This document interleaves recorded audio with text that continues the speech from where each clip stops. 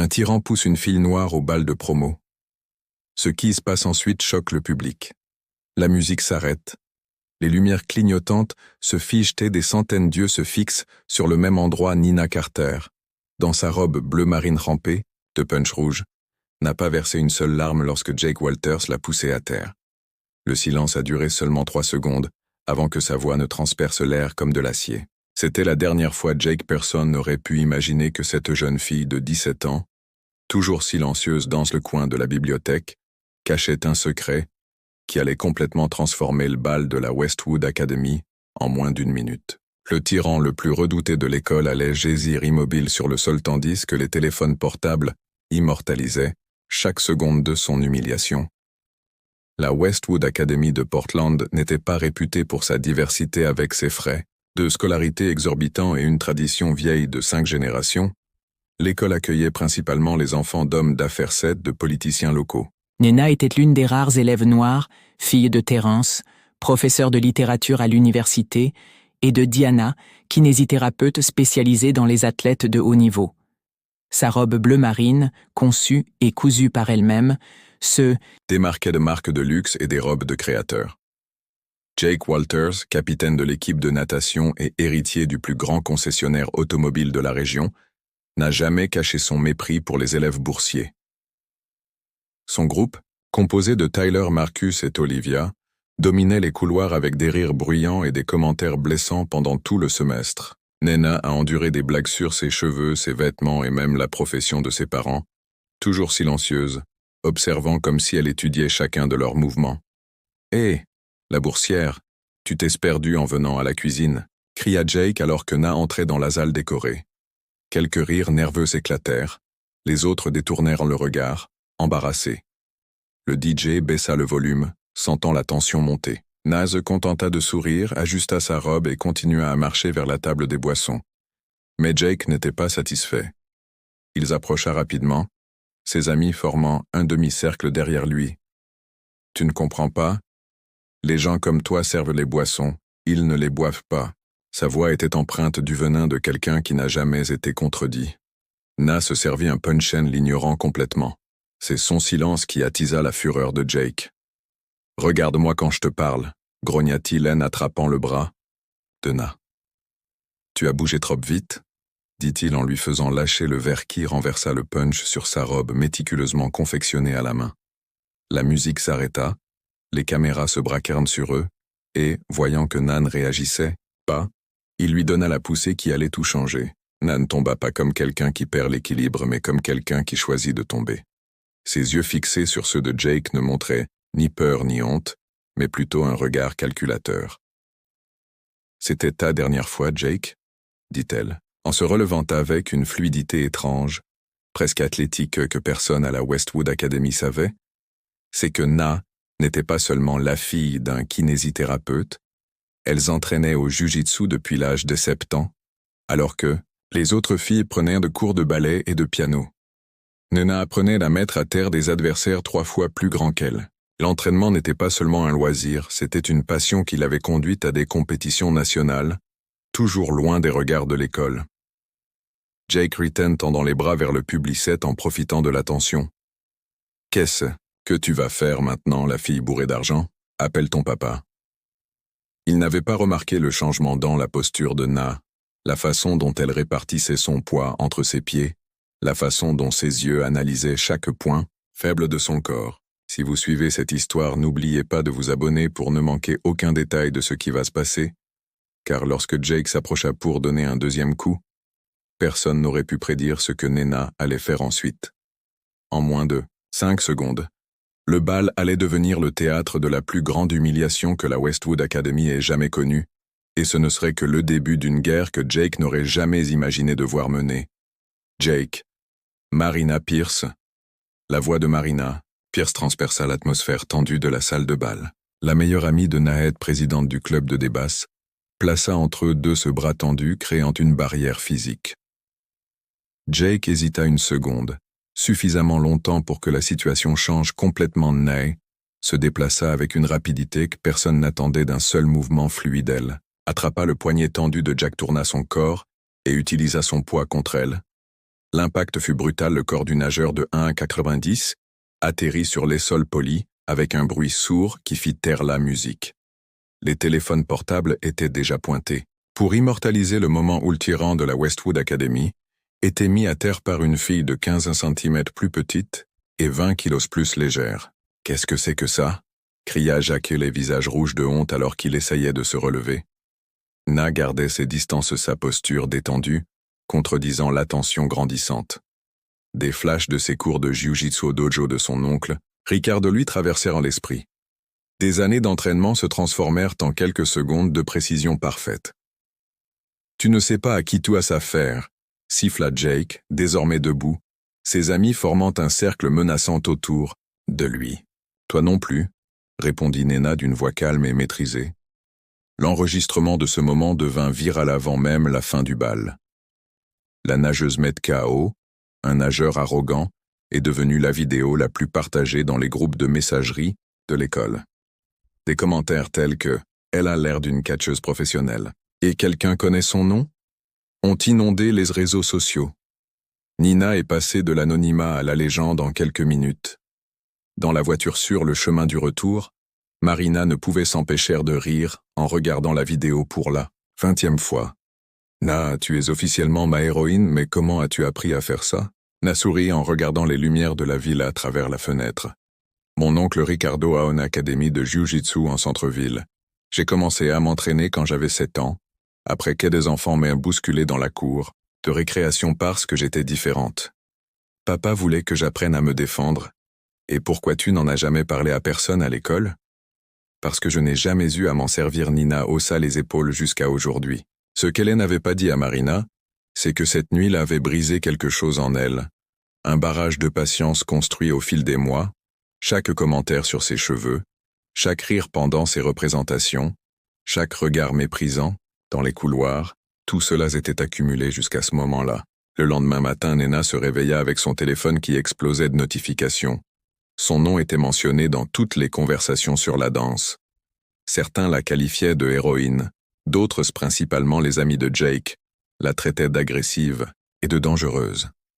La division à l'école était claire, les élèves populaires contre la fille bourrée. Son père Terence l'observait avec inquiétude pendant le petit déjeuner. « J'ai vu la vidéo qui circule », dit-il en ajustant ses lunettes de lecture. « Je suis fier que tu te sois défendu, mais je suis aussi inquiet. Je connais des gens comme ce garçon, ils ne peuvent pas accepter de perdre. Je peux me débrouiller toute seule, papa, répondit Na en tartinant son toast de confiture. Je n'en doute pas, je veux juste que tu saches que tes actes ont des conséquences. Son regard, doux et sage, croisa celui de sa fille. Certains pensent que la vengeance est un droit, mais les paroles de son père se révélèrent prophétiques le lundi suivant. Na avait à peine atteint son casier lorsqu'elle sentit l'ambiance changer. Des bruits de pas la suivirent dans le couloir, certains admiratifs, d'autres hostiles. Sur son bureau, dans la salle de chimie, elle trouva un mot anonyme. « Tu le regretteras à midi », murmura Marina. « J'ai entendu dire que Jake était furieux que lui et ses amis se préparent quelque chose pour te remettre à ta place. » Son téléphone portable vibra, signalant un message provenant d'un numéro inconnu. « Terrain de sport après l'école, viens seul ou tout le monde sera au courant pour ta famille. » Ah, se figea. Que savait-il sur sa famille? Était-ce juste du bluff? « Qu'est-ce qu'il y a ?» demanda Marina en remarquant le changement d'expression de Na. « Rien d'important », répondit Na en forçant un sourire et en rangeant son téléphone portable. Elle ne dirait rien à personne au sujet du message. Certaines batailles devaient être menées seules. L'après-midi s'éternisait tandis que Nena planifiait de prochaines étapes. Elle s'était promis de n'utiliser le jiu-jitsu que pour se défendre, jamais pour attaquer, mais maintenant prise dans un piège évident, elle devait choisir entre s'enfuir ou affronter ses adversaires sur le terrain de sport. Le soleil commençait à se coucher lorsqu'elle arriva. L'endroit semblait désert, mais Nena sentait des yeux posés sur elle. Elle passa son sac à dos sur ses épaules et marcha vers le centre du terrain où la lumière orange créait de longues ombres. « Tu pensais vraiment que tu allais t'en tirer après m'avoir humiliée ?» La voix de Jake résonna derrière elle, alors qu'elle se retournait. Na réalisa qu'elle n'avait pas affaire à un seul adversaire. Jake Tyler, Marcus et Olivia émergèrent de différentes directions, l'encerclant complètement. Tyler tenait un téléphone portable, filmait clairement le combat à 4 contre 1. Na garda une voix ferme même si son cœur battait à tout rompre. Je pensais que les nageurs savaient plus d'honneur. Ce n'est pas une question d'honneur, dit Jake avec un sourire qui n'atteignait pas ses yeux. Il s'agit de te donner une leçon. Il n'y a pas de public ici pour t'applaudir, érudite. Na évalua rapidement ses options. Dans les compétitions de jiu-jitsu, on affrontait un adversaire à la fois. Ici, les règles étaient différentes. Elle pouvait en mettre une ou deux à terre, mais 4, et pire encore, Tyler filmait toujours, probablement dans l'intention d'utiliser la vidéo contre elle d'une manière ou d'une autre. Tu n'as pas besoin de faire ça, Na essaya Dean reculant d'un pas. Aussi, on doit le faire, Jake fit un pas en avant, les yeux brûlants de colère froide. Tout était parfait jusqu'à ce que tu arrives. Les gens comme toi doivent comprendre leur place. La première poussée vint de Marcus, qui l'a pris par surprise, la fit trébucher en avant, directement dans les mains de Jake, qui l'attrapa fermement par les épaules. Olivia Ritten attrapant le sac à dos de Na et en le jetant par terre, éparpillant les livres et cahiers.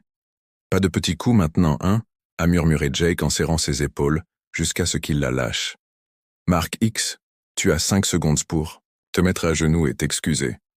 Peut-être que si la vidéo est assez bonne, on la partagera seulement avec la moitié de l'école. Na sentit quelque chose se briser en elle, pas de peur, mais de clarté. Il ne s'agissait plus d'une bousculade au bal de promo, il s'agissait de pouvoir, de savoir qui avait le droit de prendre it qui méritait le respect. Alors que Jake souriait, certain de sa victoire, il ne remarqua pas le changement dans ses yeux cils, ne remarqua pas comment elle avait soudainement ajusté sa posture. Il ne comprenait pas que lorsqu'elle se sentait acculée, Nina Carter n'abandonnait pas. Elle calculait ce que Jake et ses amis s'ignoraient, c'est que le jiu-jitsu n'était pas seulement une question de force, c'était une question de stratégie, et à ce moment-là, encerclée sur le terrain et en infériorité numérique, Nena commençait à élaborer un plan qui allait transformer sa défaite apparente en la plus grande humiliation que Jake Walters ait jamais connue. Na fixa son regard sur Jake qui la tenait toujours par les épaules fermement, les 3 autres les entourant comme des loups, Tyler filmant anxieusement Marcus et Olivia échangeant des regards pleins d'anticipation. L'humiliation était le « pute la vidéo larme ». 5 secondes. Jack répéta en serrant plus fort. 4. Nena relâcha complètement ses muscles d'une technique que son oncle Ricardo appelait la fausse reddition. Jake sentit son corps se détendre, sourit victorieusement et relâcha légèrement son étreinte. Ce fut sa première erreur. 3. Connais-tu la première règle du jiu-jitsu? Demanda Nena d'une voix aussi calme que le centre d'un ouragan. Cette question inattendue elle déconcerta. Quoi? Utiliser la force de ton adversaire contre lui-même dans un mouvement aussi fluide que Lona tourna son torse et attrapa les poignets de Jake et appliqua une torsion précise. Le cri de surprise du nageur emplit le terrain vide alors que son grand corps était projeté au sol pour la 2e fois en quelques jours. « Oh mon Dieu !» s'écria Marcus maladroitement en s'avançant. Na ne perdit pas de temps, elle glissa sous le bras tendu de Marcus, attrapa son coude et utilisa l'élan pour faire tomber le garçon de 85 kilos comme une plume. 2 mouvements, 2 adversaires à terre. Tyler arrêta de filmer, figé, tandis qu'Olivia reculait, le visage pâle de surprise, mais Jake se relevait déjà, aveuglé par la rage, toute stratégie ayant disparu. « Salope !» rugit-il en se lançant comme un taureau. Na esquiva avec une précision millimétrique, utilisant le poids de Jake pour le déséquilibrer son équilibre, et lui fit une clé de bras qui l'immobilisa instantanément. La douleur lui fit pousser un cri aigu qui n'avait rien à voir avec sa voix habituellement confiant. « Tyler, Jake, supplia-t-il. Cloué au sol fait quelque chose. » Le garçon hésita, jetant des regards alternés entre son téléphone portable et la scène devant lui. Finalement, il lâcha l'appareil et avança maladroitement. Na, sans se lâcher Jake, tourna son corset, tendit la jambe dans un mouvement circulaire qui frappa les genoux de Tyler, le renversant avec un bruit sourd. En quelques secondes, 3 de 4 agresseurs étaient immobilisés. Seule Olivia restait debout, paralysée, le visage figé par le choc et la peur. Le téléphone portable, exigea Nena en tenant Jake fermement. Maintenant, obéit Olivia en prenant l'appareil des mains tremblantes de Tylerette en le tendant à Na. Na vérifia rapidement, L'enregistrement était toujours en cours. Parfait. Regardant directement la caméra, elle parla avec un calme effrayant. Je m'appelle Nina Carter, je suis ceinture marron de Jiu-Jitsu. Pendant des mois, j'ai enduré les insultes, les blagues et les regards méprisants dans cette école. Je n'ai jamais réagi parce que je croisais que vous valiez mieux que ça. J'avais tort. Elle fit une légère pause pour ajuster la pression sur le bras de Jake qui gémit. Vidéo existe parce que Jake, Tyler, Marcus et Olivia ont prévu de me tendre une embuscade pour me remettre à ma place, j'imagine. La leçon s'est avérée être autre chose. Na, lâche Jake, qui s'éloigna rapidement en massant son bras. Marcus et Tyler se levèrent lentement en gardant une distance de sécurité. Personne ne parlait. Le seul bruit était celui de leur halètement. Je garderai cette vidéo en sécurité, si quoi que ce soit m'arrivait, à moi ou à un autre élève, dès l'école. Je l'enverrai directement au conseil d'administration, au conseil des parents et bien sûr sur les réseaux sociaux. Olivia fut la première à retrouver la voix. Personne ne te croira qu'est ta parole contre la nôtre. Non, sourit-elle d'un sourire discret qui n'atteignait pas ses yeux. Pas exactement. Elle brandit son téléphone portable, révélant ce que les quatre n'avaient pas remarqué. Marina Pierce était dans les gradins, son propre téléphone levé qui enregistrait tout depuis le début. Vous étiez tellement concentré sur l'humiliation que vous n'avez pas remarqué qui regardait, commenta Nena tandis que Marina descendait calmement les escaliers. Le visage de Jake devint livide. Ça ne s'arrêtera pas là, menaça-t-il, mais sa voix tremblait, trahissant son insécurité. Tu as raison, répondit Nena en ramassant ses livres éparpillés. Ça ne s'arrêtera pas parce que maintenant tu as choix important à faire. Elle a lancé son téléphone portable à Tyler qui l'a attrapé maladroitement. Tu peux continuer à être qui-tu, arrogant, cruel, coincé dans l'idée que certains méritent plus de respect que d'autres, ou tu peux commencer à réaliser que le monde est plus grand que la bulle dans laquelle tu vis. Marina s'est approchée de Naët à glisser son bras autour de ses épaules de manière protectrice. Les quatre sont restés immobiles, stupéfaits comme des arbres après un ouragan, toujours debout mais irrémédiablement changés. Bonne chance pour ton choix, conclut Na en se retournant pour partir. C'est alors qu'elle entendit des applaudissements lancette, rythmés provenant de l'entrée du camp. La silhouette du directeur Reynolds émergea de l'ombre accompagnée du coach Kim et de 3 autres élèves. Ils avaient tous été témoins des dernières minutes du match. Le regard du directeur alternait entre les groupes, mais son expression sévère indiquait que, pour la première fois à la Westwood Academy, la balance de la justice commençait à s'équilibrer. Ce que personne n'aurait pu prédire cependant, c'étaient les transformations que ces simples actes de résistance allaient déclencher dans les couloirs de cette école au cours des jours suivants, et comment la vie de Na allait changer à jamais après cet après-midi. Le lendemain matin, la Westwood Academy semblait être une école différente. Les couloirs, normalement dominés par de groupes fermés et des hiérarchies rigides, bourdonnaient désormais d'une énergie différente. La vidéo prise sur le terrain de sport, modifiée pour protéger la vie privée de Na mais en conservant le menace et l'agressivité, avait été partagée dans un groupe restreint d'enseignants 7 de conseillers. Na arriva tôt, essayant d'éviter les regards, mais il était impossible de passer inaperçu. Certains élèves applaudissaient discrètement, d'autres se contentaient de hocher la tête respectueusement. La transformation la plus surprenante eut toutefois lieu dans le bureau du directeur Reynolds. « Madame Carter », il commença en indiquant la chaise devant lui. « En 25 ans de carrière dans l'enseignement, je n'ai jamais été témoin d'un acte aussi lâche que celui que j'ai vu hier. » Na acquiesça silencieusement, attendant la réprimande qui suivait toujours tout conflit, la répartition égale et de responsabilités, peu importe qui avait commencé.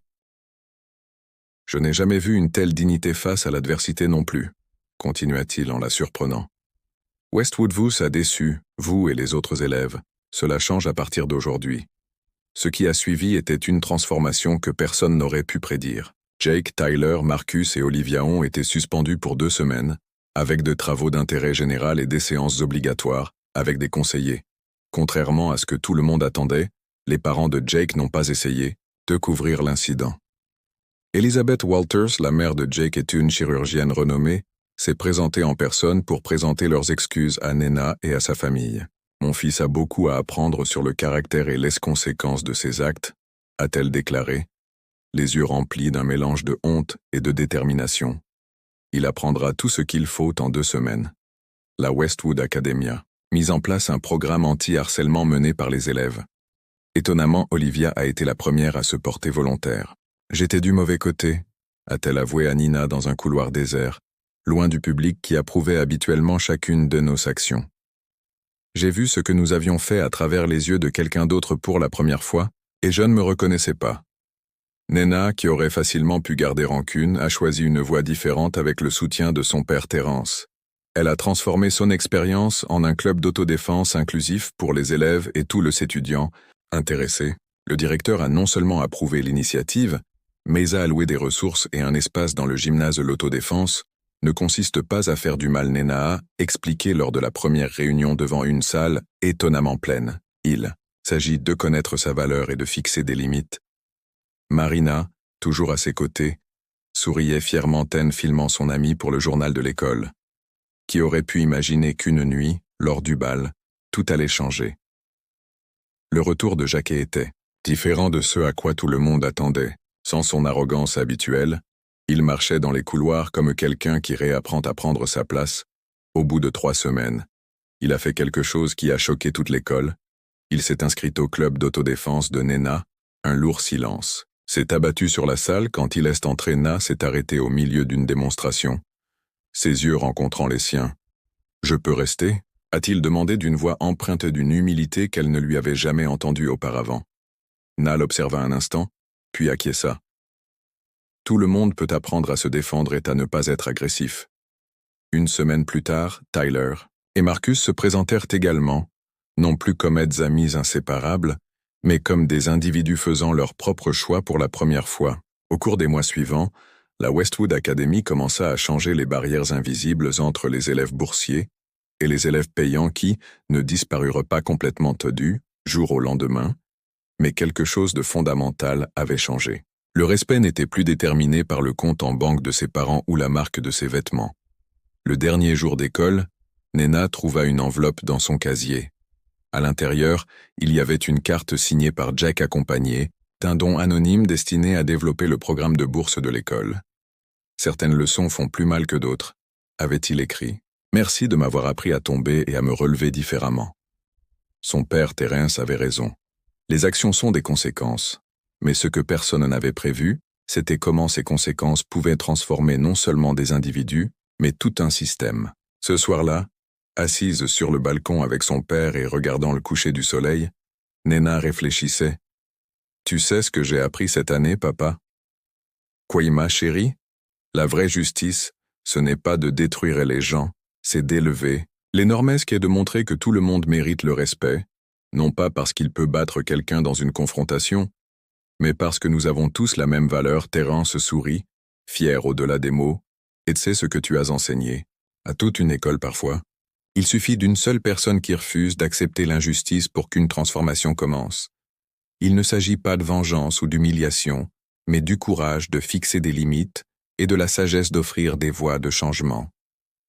Nina ne s'est pas seulement défendue, elle a fait de la place pour autres de grandir et de changer.